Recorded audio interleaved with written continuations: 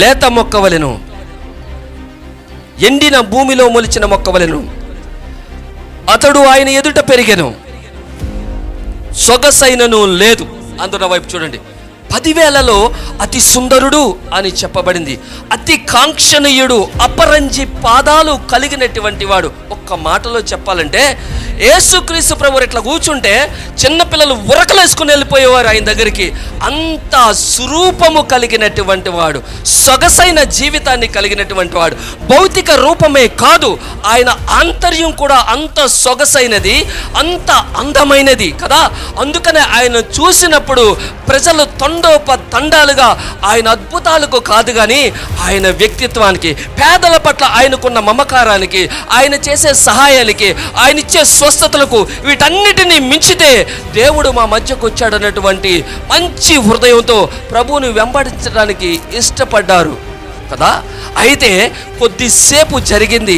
ఆ ముందు రోజే ఏం చేశారు అంటే గాడిదని తెచ్చారు, గాడిద కింద మట్టలేశారు, గాడిద మీద యేసయ్యను కూర్చోబెట్టారు. హోసన్నా హోసన్నా యూదుల రాజా, హోసన్నా యూదుల రాజా, హోసన్నా అని పిలిచిన వాళ్ళు అక్కడి నుంచి 4 రోజులు అయిపోయిన తర్వాత వీడిని సిలువ వేయము అన్నారు ఆయన.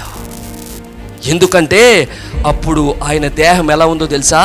వాడిపోయింది. లేత మొక్క అన్నాడు అంటే తెలుసా, నాజుకైన వాడు, సొగసైన వాడు, స్వరూపము కలిగినటువంటి ఆయన వాడిపోయాడు. ఎందుకో తెలుసా?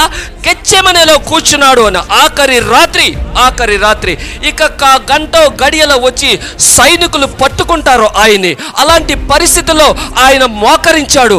ఆయన హృదయ వేదన తీవ్ర స్థాయికి వెళ్ళిపోయింది. మరుసటి రోజు ఎక్కబోయే సిలువ కళ్ళ ముందు చాలా స్పష్టంగా కనబడతా ఉంది. పొందబోయే బాధ, అవమానం, మాటలు, హేళన అన్నీ కూడా ఆయన కళ్ళ ముందు కనిపిస్తూ ఉన్నాయి. అందుకనే ఆయన చాలా ఆవేదనతో ప్రార్థన చేస్తూ ఉన్నాడు, చాలా ఆందోళనతో ప్రార్థన చేస్తూ ఉన్నాడు. ఒక స్థాయిలోకి వచ్చిన తర్వాత మనిషిలాగా నాకు ఇది తీసేయ్ అన్నాడు. ఎందుకో తెలుసా? ఆయన 100% దేవుడు, 100% మనిషి.